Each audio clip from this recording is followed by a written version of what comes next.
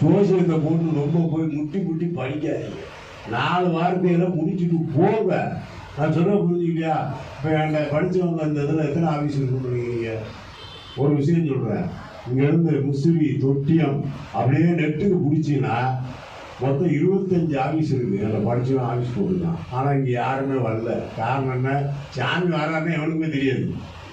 நான் யாரையும் கூப்பிட்டு சொல்லவும் மாட்டேன். நான் வரேன் போகிறேன் அந்த விஷயங்களும் நமக்கு பிடிக்காது.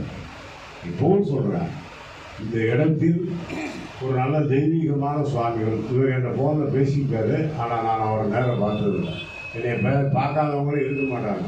70 நாட்டுக்கு போயாச்சு. 70 நாட்டுக்கு போயாச்சு. இந்த மாதம் மட்டும் 14 வட்டம் ஃப்ளைட் ஏறியிருக்கேன். பின்னாடி ஒரு சின்ன பொண்ணுக்கு ஸ்டிச்சிங் பண்ணிட்டு வந்து உட்காந்துருக்கேன். அப்போ என்னுடைய பணி எப்படி இருக்கும் பார்த்துக்கல. நான் ஜோதிடத்துக்காக நான் ஜோதிடன் என்று பொய் சொல்லவும் விரும்பவில்லை. உண்மையிலே நான் ஒரு வணிகன். நான் சொல்ல புரிஞ்சுக்கிட்டீங்களா? நான் ஒரு வணிகர் வீட்டு பிள்ளை. இதை ஒரு ஆர்வமாக படித்தேன். அதுக்கு காரணம் என்ன? வாழ்க்கையில் தோற்றேன். தோற்கும்போது ஏன் ஜெயிக்க முடியாது என்பது. நண்பர் பவனக்கண்ணன் என் கூட படித்து வருது. 5 விஷயம் கை சொல்லிட்டீங்கன்னாலும் அவன் 4 நேரமாக தான் போவோம். 100 பேர் என் கூட இருப்பான் ஸ்கூலில். ஏன்னா நான் தான் கடைசி படிக்கிறேன். இவங்கெல்லாம் முதல்ல படிப்பானுங்க. எப்படி? அப்போ இவருங்கெல்லாம் முதல்ல படிக்கணும்னா இவங்களுக்குலாம் கொஞ்சம் ஒரு பெரிய மனது. நம்ம தான் பெரியாரு, அவன் சரியாக படிக்க மாட்டான்ப்பா. நான் எல்லா பேரும் ஐஸ் வாங்கி கொடுத்து சின்னதாக மாற்றி இவன் என்ன பேசுகிறானோ அதை கூட ஏன் வந்து சொல்லி கொடுக்குறாங்க. நான் 10th நான் பெய்து இவனுக்கெல்லாம் பாஸ் ஆகிட்டானுங்க. சரியா? மேலே இருந்து கையை தப்பான். நான் கீழே இருந்து ஒரு சீரட்டு குடிச்சிட்டு கையை தப்பேன் ஸ்கூலில். ரைட் போயிட்டு வா. எந்த வாத்தியாரும் நம்மளை கண்டாலே பயப்படாது. இதுக்கு என்ன காரணம்னு கேட்டிங்கன்னா, அப்பா உட்காருமா, படித்தவர் படைத்தவர் யாராயினும் இவர் வாழ்க்கை இன்னவென்று நிர்ணயம் செய்வதற்கு உங்களுக்கோ எனக்கோ தகுதி இல்லை. இறைவனால் கொடுக்கப்பட்ட தகுதி. இவங்கெல்லாம் 10th SLC எழுதி வெளியேறாங்க. நான் 10th எழுதி வெளியேறேன். +1 +2 வந்துச்சு. 1978 லாஸ்ட் பேஜ். அப்போ தான் நான் சொன்னேன், நீங்கள்லாம் ஒரு துறைக்கு போங்க, நான் ஒரு துறையில் போகிறேன்னு. அன்னையிலிருந்து இவங்க யாரையும் 41 வருஷம் சந்திக்க எழுதிச்சுங்க. 41 இயர்ஸ். பூரா டாக்டர், இன்ஜினியர், இஸ்ரோவில் வேலை பார்க்குறேன், அங்கே வேலை பார்க்குறேன், இங்கே வேலை பார்க்குறேன். 3 PhD, 10 MA, MA. ஆனால் அந்த அசோசியேஷனுக்கு 1978 SLC ஃப்ரெண்ட்ஸ் அசோசியேஷன் நான் தான் தலைவர். அதுக்கு என்ன காரணம்? ஜோதிடம் என்பது ஒரு பொய்யான கலை அல்ல என்பதை பற்றி தான் உங்களுக்கு இவ்வளோ தெளிவாக சொல்லணும். அதை படிக்க போகும்போது ஏற்பட்ட சிரமங்கள். ஜோதிடம் மட்டும் படித்தா போதுமா? வராது. வாஸ்து படிக்கணும். வாஸ்து படித்தா மட்டும் போதுமா? மாந்திரிகம் படிக்கணும். மாந்திரிகம் படித்தா மட்டும் போதுமா? தாந்திரிக் படிக்கணும். அதுக்கப்புறம் வேதம் படிக்கணும். அதுக்கப்புறம் சாஸ்திரம் படிக்கணும். அடுத்து வைத்தியம் படிக்கணும். இதெல்லாம் சேர்ந்தால் தான் ஜோதிடத்தில் கன்வெக்டராக இருக்கு.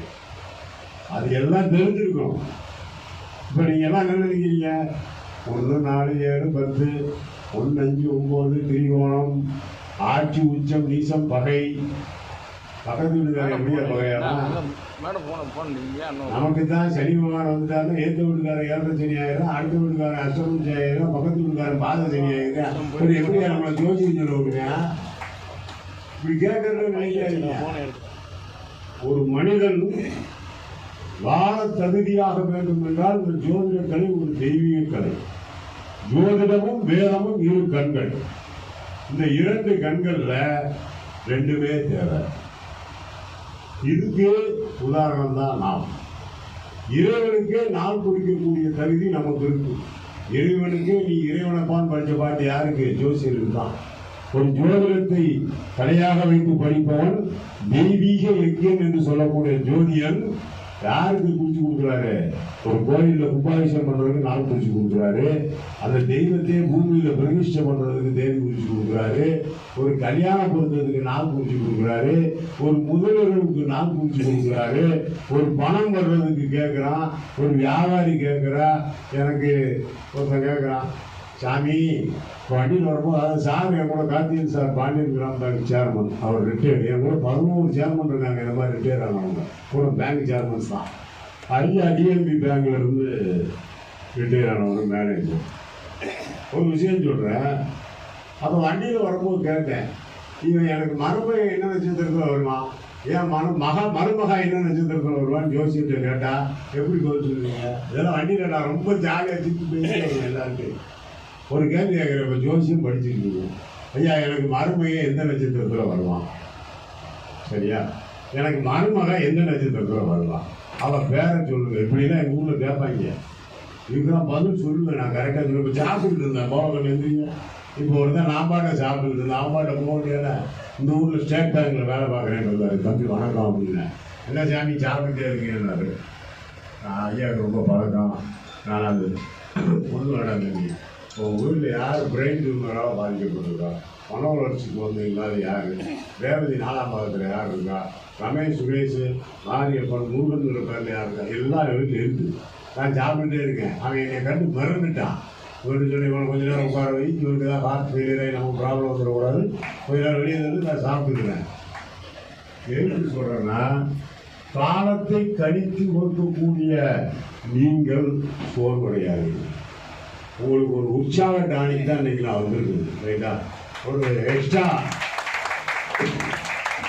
வைட்டமின் மாத்திரையினுடைய அளவு ஒரு 60-50 கருத்துக்கள் சொல்கிறேன். அதை போய் அப்ளை பண்ணிப்பாரு. அதுக்கப்புறம் இந்த ஜோசியம் புண்ணியமாக புனிதமானதான்னு